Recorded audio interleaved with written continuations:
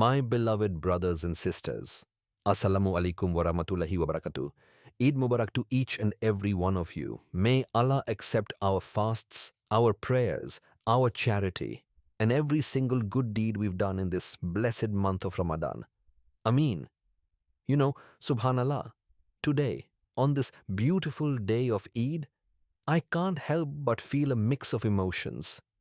There's joy, yes, the joy of celebrating, of having completed this blessed month.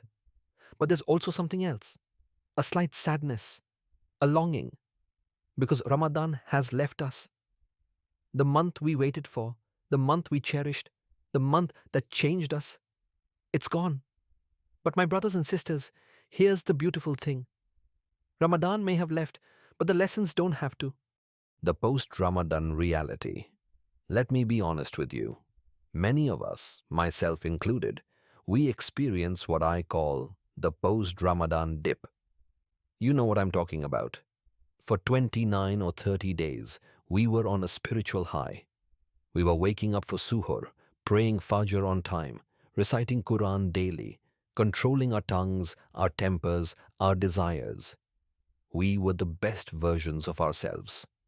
And then Eid comes, and the day after Eid. And slowly, gradually, we start slipping back. The Quran that was in our hands every day, it's gathering dust on the shelf. The prayers that we prayed with such khushu, we're rushing through them, or worse, missing them altogether. The character we improved, it's starting to crack again. Sound familiar?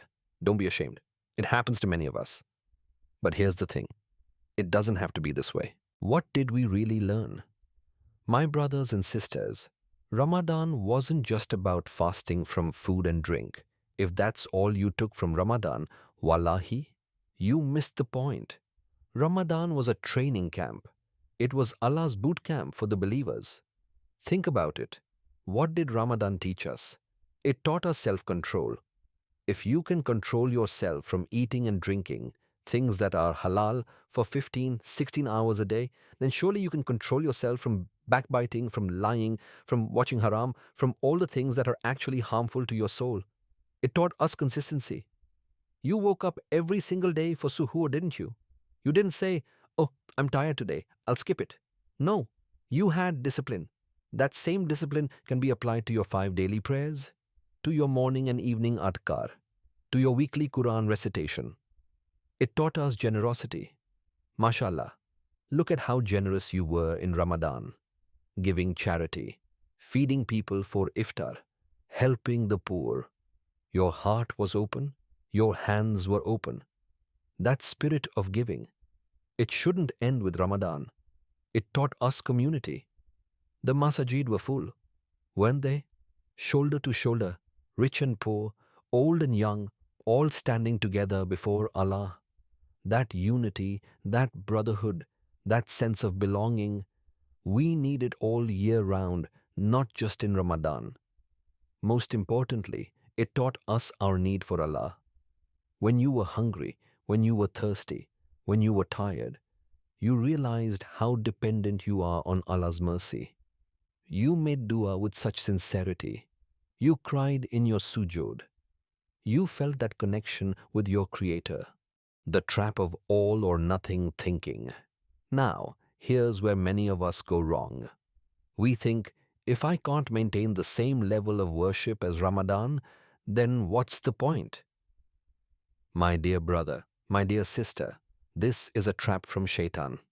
He's out of jail now, and his first job is to make you feel like a failure. He'll whisper to you, you can't recite a whole juz every day like you did in Ramadan, so why bother opening the Quran at all? Or you can't pray tahajjud every night like you did in Ramadan, so why even try? Listen to me carefully. Some is better than none, always. If you can't recite a whole juz, recite 1 page. Can't manage a page? Read 1 ayah. Can't pray tahajjud every night. Pray it once a week. Can't give charity every day. Give once a month. The Prophet Muhammad sallallahu alaihi wasallam said, the most beloved deeds to Allah are those that are consistent, even if they are small. You don't need to be Ramadan level spiritual every single day. That's not realistic. and Allah doesn't burden a soul beyond its capacity. But you need to hold on to something. You need to keep the spark alive. Practical steps. Don't let it all go. So what do we do? How do we keep the blessings of Ramadan alive? Let me give you some practical advice. 1. Protect the good habits. Ramadan taught us discipline. We woke up early. We prayed more. We read the Quran. The real challenge now is continuity. The Prophet Muhammad sallallahu alaihi wasallam said, the most beloved deeds to Allah are those that are consistent, even if small. You don't need to maintain Ramadan level worship, but keep something alive. 1 page of Quran daily, 2 rakahs of night prayer, a habit of daily dhikr, small deeds protect a big heart. 2. Continue the connection with the Quran. Ramadan was the month of the Quran. Allah says in Surah Al-Baqarah ayat 185. The month of Ramadan in which the Quran was revealed.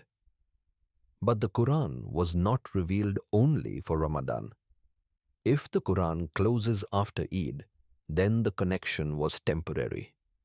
Let Ramadan be the beginning of your relationship with the Quran, not the end. 3. Follow Ramadan with more good deeds. The Prophet Muhammad sallallahu alaihi wasallam recommended fasting 6 days of Shawwal. He said, whoever fasts Ramadan and then follows it with 6 days of Shawwal, it is as if he fasted the entire year. This shows us something important. Ramadan is not an isolated month. It is meant to lead us into more good deeds. 4. Keep the heart soft during Ramadan. Our hearts softened. We cried in dua. We felt humility. We felt close to Allah. Protect that softness. The heart can easily harden again if we neglect it. Stay connected through. Quran Dhikr Sincere Dua 5. Prepare for the next Ramadan from today. One of the habits of the righteous was that after Ramadan ended, they would pray for months asking Allah to accept it. And then they would ask Allah to allow them to reach the next Ramadan, because Ramadan is not guaranteed. Some people who fasted with us this year may not reach the next one. Preparation starts today, not next year, today. A message of hope. My dear brothers and sisters, I want you to leave here today with hope in your hearts. Yes, Ramadan has ended, but Allah's mercy hasn't. His doors are still open. His forgiveness is still available. His love for those who strive is still there. You know what's beautiful? Every single day, Allah gives us mini Ramadans. Every Friday is like a mini Eid. Every night has a mini Laylatul Qadr when Allah descends to the lowest heaven and asks, is there anyone seeking forgiveness that I may forgive them? Every day of Arafah is more beloved to Allah than any day of Ramadan except Laylatul Qadr. The opportunities don't stop. Allah's generosity doesn't end with Ramadan. What matters is, are you still reaching for it? Don't be from those who only worship Allah in Ramadan and forget Him the rest of the year. The Quran says, and worship your Lord until there comes to you the certainty, death. Not until Ramadan ends, but until death comes. Hopeful ending. As we celebrate this blessed Eid, let's make a promise to ourselves and to Allah. Let's promise that this Ramadan won't be like the ones before it, where the changes lasted a week or two and then disappeared. Let's promise that we'll hold on to at least some of what we gained. Let's promise that we'll start preparing now for the next Ramadan, so when it comes, we're ready to achieve even more. Remember, my brothers and sisters, the true winner of Ramadan is not the one who worshipped the most in Ramadan. It's the one who changed because of Ramadan and maintained that change. May Allah accept our fasts, our prayers, our charity, and all our good deeds. May He write us among those who will witness the next Ramadan in even better health, iman, and circumstances. May He make us from those who continue to grow closer to Him every single day. May He grant us Jannatul Firdaus without any reckoning. Ameen, Ya Rabbal Alameen. Eid Mubarak once again to all of you. Enjoy your day, celebrate with your families, spread joy and happiness. And remember, the journey continues. This isn't the end, it's just the beginning of the next chapter. Jazakallah khairan.